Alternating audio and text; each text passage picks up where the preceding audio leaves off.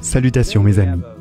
Aujourd'hui nous souhaitons aborder avec vous un sujet très sérieux et délicat. Et je suis ravi que ma femme Nancy soit ici avec nous alors que nous abordons ensemble ce sujet important. Chaque année, les départements des ministères des femmes de la Conférence générale coordonnent la journée d'action mondiale Edit Now, qui a lieu le samedi 28 août.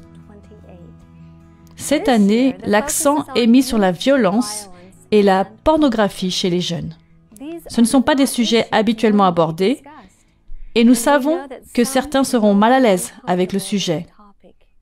Pourtant, il est essentiel de reconnaître le problème. La pornographie est un problème qui infecte le monde et qui, malheureusement, existe aussi au sein de l'Église. Satan essaie de piéger les gens, surtout les jeunes, dans ce terrible cercle vicieux. Nous devons trouver des moyens de les aider à faire face aux effets destructeurs et néfastes de la pornographie. Avec l'aide de Dieu, nous pouvons faire une différence dans leur vie et les aider à entamer le processus de guérison. Nous ne pouvons pas ignorer le problème de la pornographie. Son utilisation est devenue endémique. Elle touche les hommes et les femmes de tous âges. Elle ne s'arrête pas aux portes de l'Église, ni à celles du foyer familial. Le silence et la honte ne font que perpétuer le cercle. Nous ne pouvons pas rester silencieux. Une déclaration officielle publique sur la pornographie a été publiée le 5 juillet 1990-1990 par le président de la Conférence générale de l'époque, Neil Wilson, mon père, après consultation des 16 vice-présidents mondiaux de l'Église adventiste du 7e jour. Cette déclaration se trouve sur le site que vous voyez ci-dessus. Ce texte stipule ce qui suit. Des tribunaux et des cultures différentes peuvent débattre des définitions et des conséquences de la pornographie, la littérature de déviance sexuelle. Mais sur la base de principes éternels, les adventistes du 7e jour, quelle que soit leur culture, considèrent que la pornographie est destructrice, avilissante, désensibilisante et exploitante. Elle est destructrice pour les relations conjugales. Elle renverse le dessein de Dieu qui veut que mari et femme s'attachent si étroitement l'un à l'autre qu'ils deviennent symboliquement une seule chair, comme mentionné dans Genèse 2, verset 24. Il est avilissant de définir une femme, et dans certains cas un homme, non pas comme un tout spirituel, mental et physique, mais comme un objet sexuel, unidimensionnel et jetable, la privant ainsi de la valeur et du respect qui lui sont dus en tant qu'enfant de Dieu. Elle désensibilise le spectateur ou le lecteur, elle endort la conscience et pervertit la perception, formant ainsi une personne indigne, comme décrit dans Romains 1, verset 22 et verset 28. Il s'agit d'une exploitation, d'une soumission au désir sexuel et d'un abus de base, de ce qui est contraire à la règle d'or, qui veut que l'on traite les autres comme on souhaite être traité, comme indiqué dans Matthieu 7, verset 12. La pornographie enfantine est particulièrement choquante. Jésus a dit, comme le rapporte Matthieu 18, verset 6, « Si quelqu'un fait trébucher un seul de ces petits qui croient en moi, il vaudrait mieux pour lui qu'on suspende à son cou une meule de moulin et qu'on le jette au fond de la mer. » Aujourd'hui, nous allons partager avec vous quelques points d'une excellente présentation préparée par Erica Jones, directrice adjointe des ministères des femmes de la division nord-américaine de la Conférence générale des adventistes du 7e jour.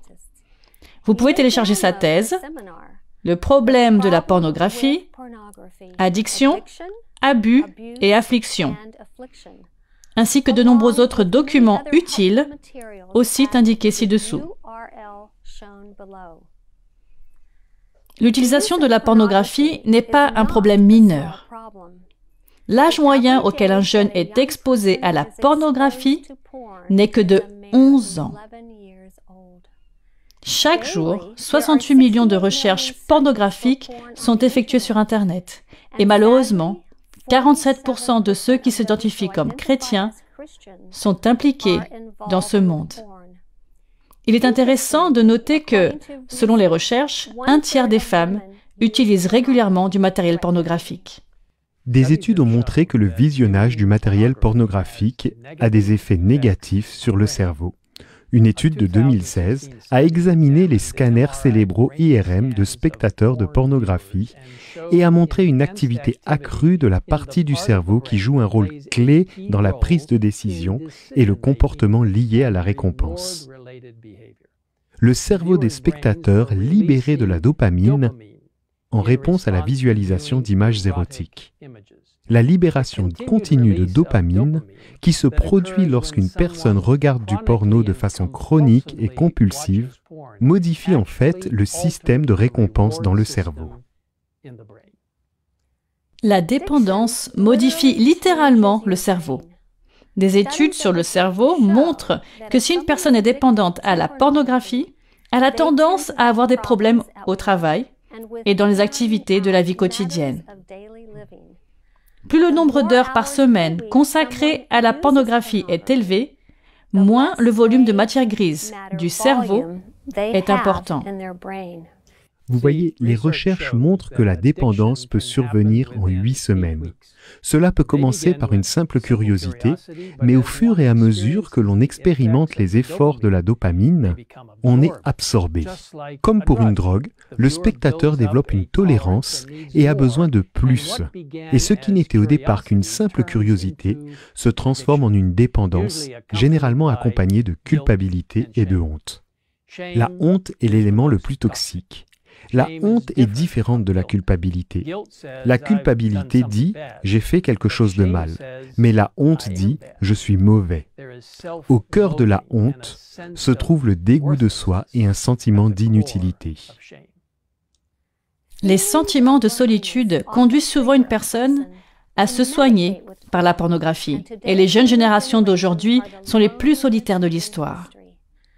Une enquête récente menée aux États-Unis a montré que 30% des personnes nées entre 1977 et 1994 déclarent se sentir seules et 22% affirment ne pas avoir d'amis. Les personnes nées après 1994 sont encore plus solitaires. En outre, des études montrent que si une personne se sent chroniquement seule, elle est beaucoup plus susceptible de faire un usage régulier de matériel pornographique. Ce sont là quelques-uns des nombreux effets dévastateurs de la pornographie, et en tant qu'Église, nous devons être conscients de cette situation et fournir une orientation pour l'espoir et la guérison par divers moyens. Encore une fois, vous trouverez de nombreuses ressources intéressantes à l'adresse suivante, woman.adventist.org/enditna-day. Seul le Christ peut apporter la vraie guérison. Il nous est dit dans Romains 12, verset 2, d'être transformés par le renouvellement de l'intelligence.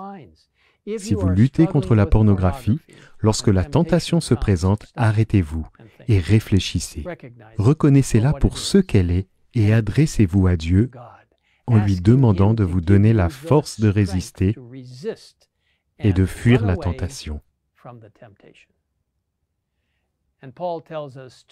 Et Paul nous dit de fixer nos pensées sur ce qui est vrai, de centrer nos pensées sur ce qui est vrai. Dans Philippiens 4, verset 8, nous lisons « Enfin, frères et sœurs, portez vos pensées sur tout ce qui est vrai, tout ce qui est honorable, tout ce qui est juste, tout ce qui est pur, tout ce qui est digne d'être aimé, tout ce qui mérite l'approbation, ce qui est synonyme de qualité morale et ce qui est digne de louange. » Nos pensées peuvent être très puissantes. Et il nous est dit ici de fixer notre esprit sur ce qui est pur, vrai et juste.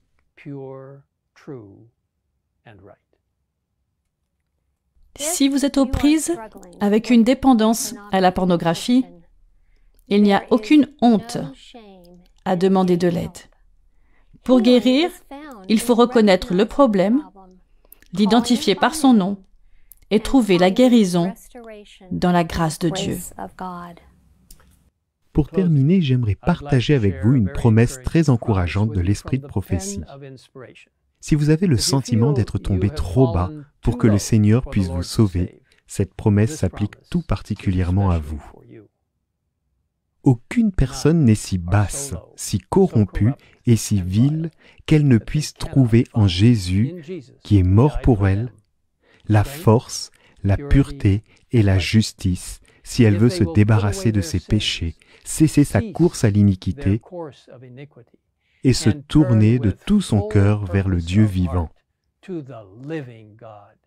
Il attend de les dépouiller de leurs vêtements, souillés et pollués par le péché, et de les revêtir des robes blanches et éclatantes de la justice. Il les invite à vivre et non à mourir.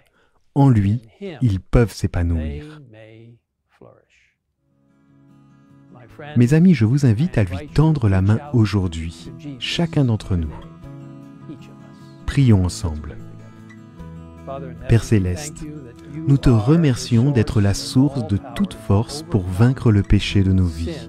Lorsque la tentation arrive, aide-nous à nous tourner vers toi immédiatement, car la tentation n'est pas un péché de notre part, mais le fait de céder à la tentation l'est. Et ainsi, Seigneur, nous nous remettons entre tes mains, demandant la force de résister à la tentation.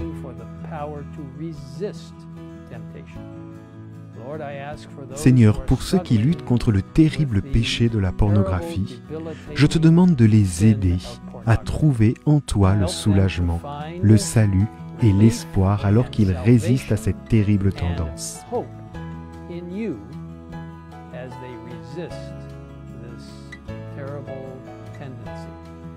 Seigneur, aide-les à réaliser qu'ils ne sont jamais hors de ta portée, à moins qu'ils ne se coupent complètement de toi.